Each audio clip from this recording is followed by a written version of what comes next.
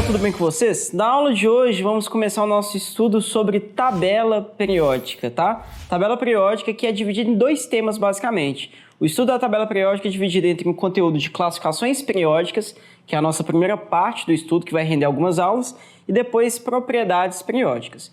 Então essa tabela periódica que você conhece não é a primeira versão da tabela periódica, na verdade é a versão mais moderna da tabela periódica, e ela foi construída basicamente por um cientista que é chamado de Mendeleev.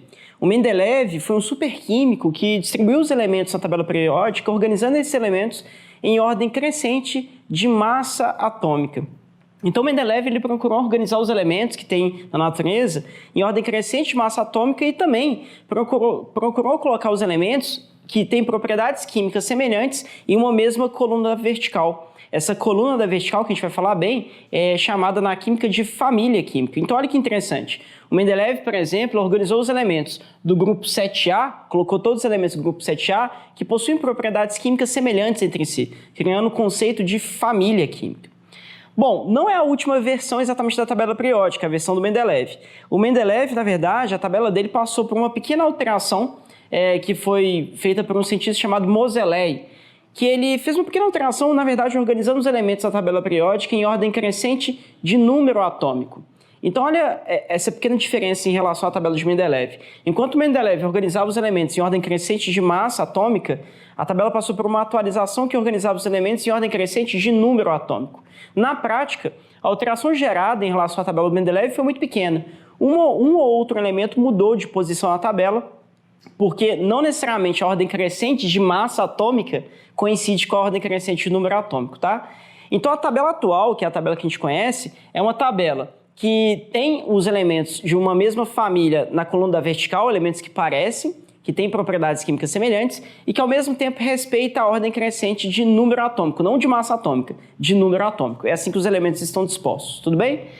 Nesse primeiro momento da aula de classificações periódicas, a gente vai aprender uma divisão na tabela periódica que é muito importante, que é a divisão dos elementos quanto às propriedades físicas desses elementos. A tabela periódica, basicamente, ela pode ser dividida na região dos metais, que é todo esse grupo que eu delimitei aqui, metais e até mesmo essas duas colunas da horizontal que tem aqui embaixo na tabela periódica, também faz parte dos metais.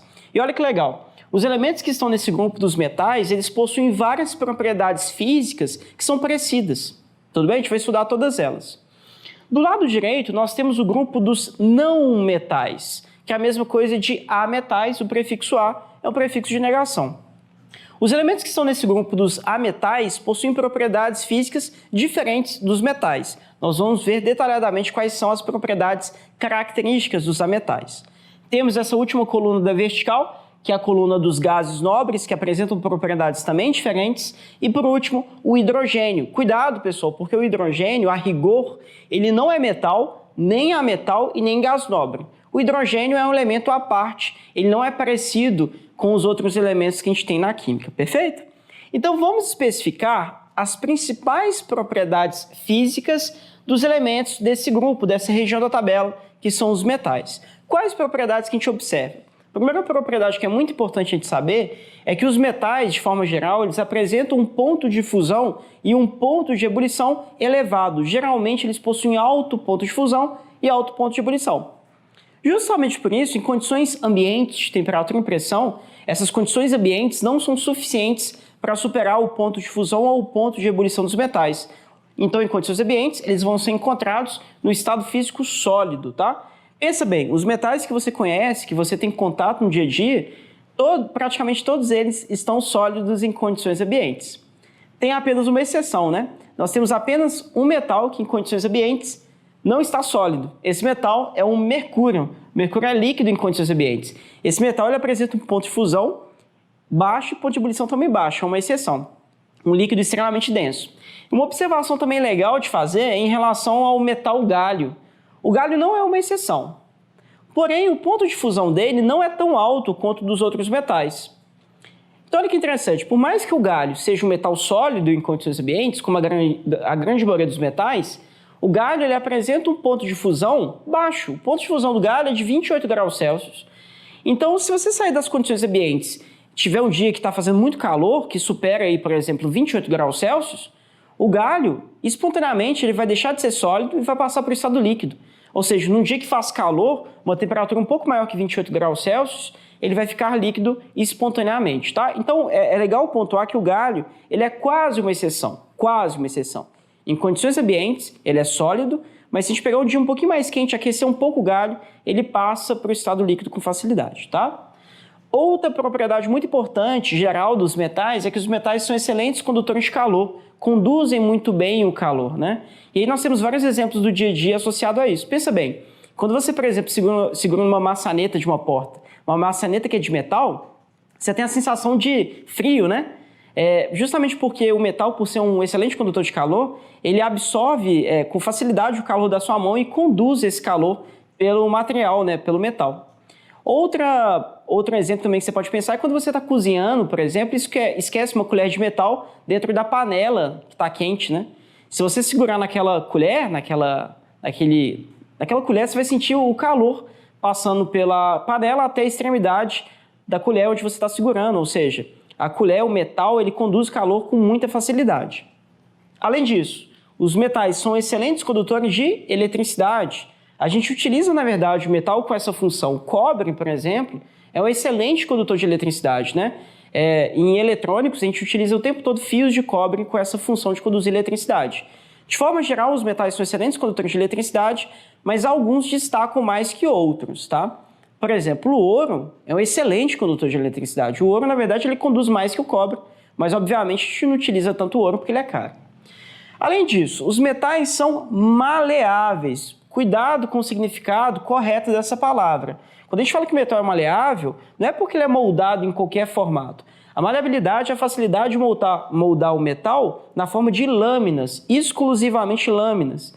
Se os metais são maleáveis, significa exatamente que eles são facilmente moldados no formato de lâminas, tudo bem? Não é à toa, então, que a gente tem chapa de aço, por exemplo, uma chapa muito fina de aço. Para quem não sabe, o aço ele é constituído quase que totalmente por ferro, com um pouquinho de carbono. Nós também podemos ter uma chapa de cobre, observe que são metais, facilmente são transformados em lâminas. Além disso, os metais são dúcteis. O que significa isso? Facilmente eles são transformados em fios, como por exemplo o fio de cobre que a gente acabou de falar, ou até mesmo o fio de aço, não é verdade?